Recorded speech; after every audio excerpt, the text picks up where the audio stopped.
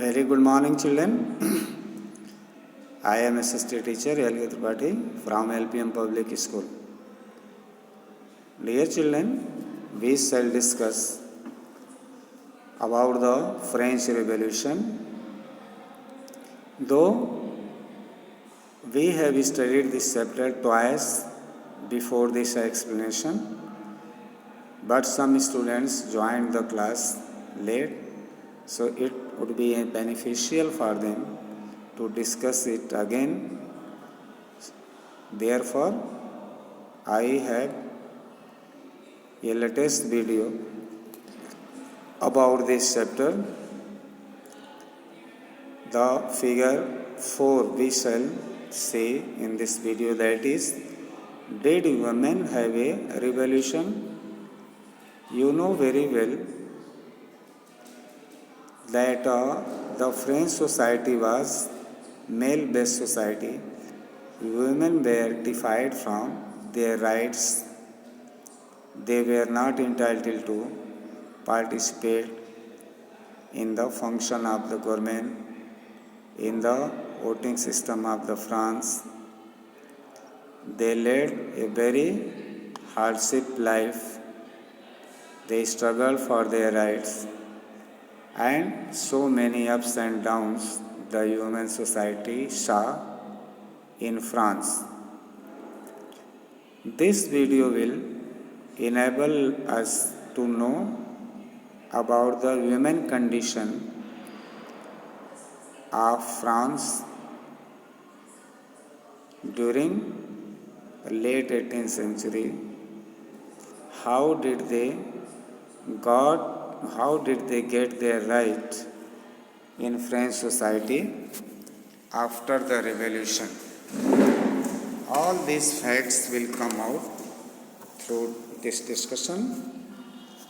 So it's better for us to discuss it seriously and properly. Figure shows Persian women on their way to Versailles. Versailles is the place in France that is famous for the tennis court where the revolutionaries gathered and formed there a separate national assembly. So, in Versailles, the Persian women can be seen through this figure. They are gathered there and they are announcing something as the figure shows here. From the very beginning, women were active participants in the events which brought about so many important changes in French society. They hoped that their involvement would pressurize the revolutionary government to introduce measures to improve their lives. They were very much expected from the newly allotted government that they will think something positively about them, because the revolutionary government was introduced already in France. Most women of the third estate had to work for a living. They worked as seamstresses or laundresses, sold flowers, fruits, and vegetables at the market, or were employed as domestic servants in the houses of prosperous people. From this explanation, you can think better about the condition of women in the French society. They were not given the respectable status in the society. They had to work. Their livelihood was depend upon the household activities in others' houses. Those who were prosperous in the society. Most women did not have access to education or job training. Only daughters of nobles or wealthier members of the third estate could study at a convent, after which their families arranged a marriage for them. Working women had also to care for their families, that is, cook, fetch water, queue up for bread, and look after the children. Their wages were lower than those of men. In order to discuss and voice their interests, women started their own political clubs and newspapers. About 60 women's clubs came up in different French cities. The Society of Revolutionary and Republican Women was the most famous of them.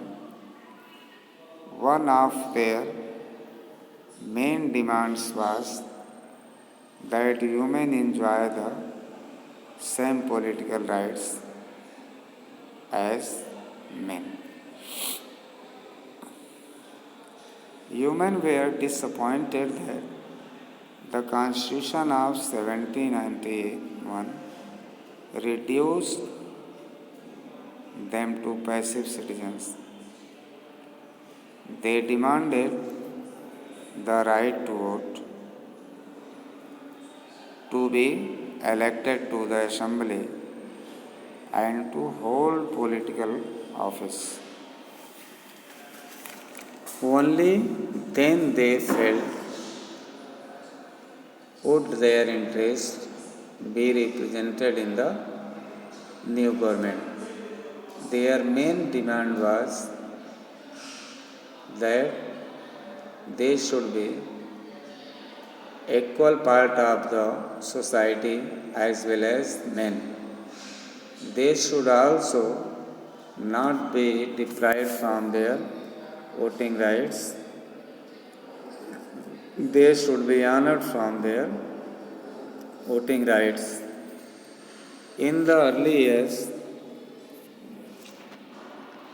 the revolutionary government did introduce laws that helped improve the lives of women.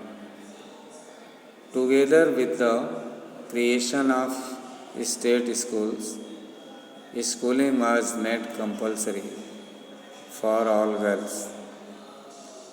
Their fathers could no longer force them into marriage against their will. Marriage was made into a contract entered into freely and registered under civil law. Divorce was made legal and could be applied for by both women and men. Women could now train for jobs, could become artists, or run small businesses. Women's struggle for equal political rights, however, continued. During the reign of terror, the new government issued laws ordering closure of women's clubs and banning their political activities. Many prominent women were arrested and a number of them executed.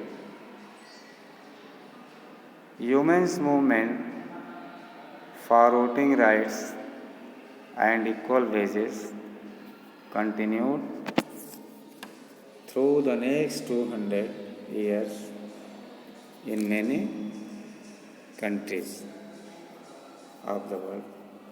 The fight for the vote was carried out through an international suffrage movement during the late 19th and early 20th centuries.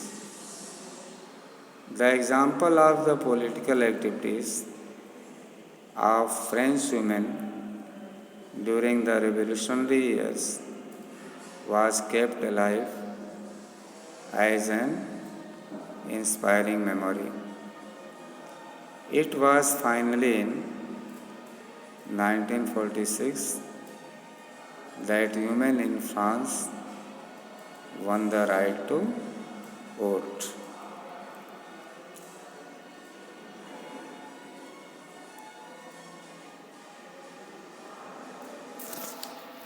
Next, that is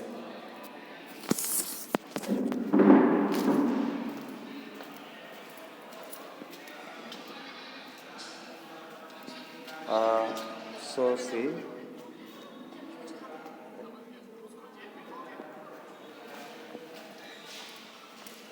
the life of a revolutionary woman.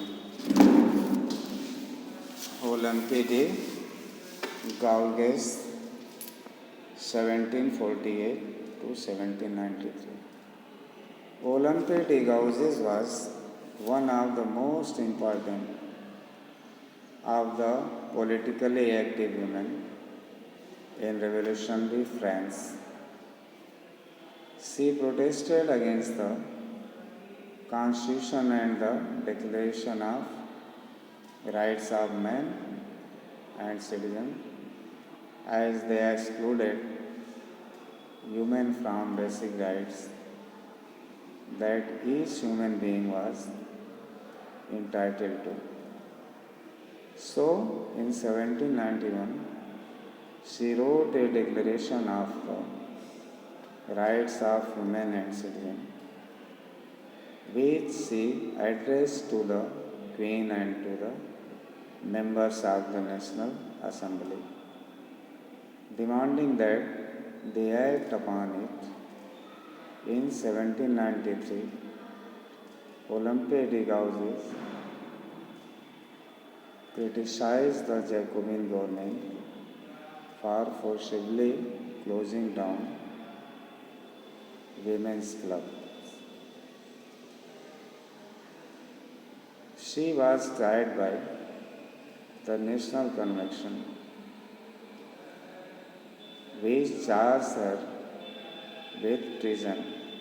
Soon after this, she was executed.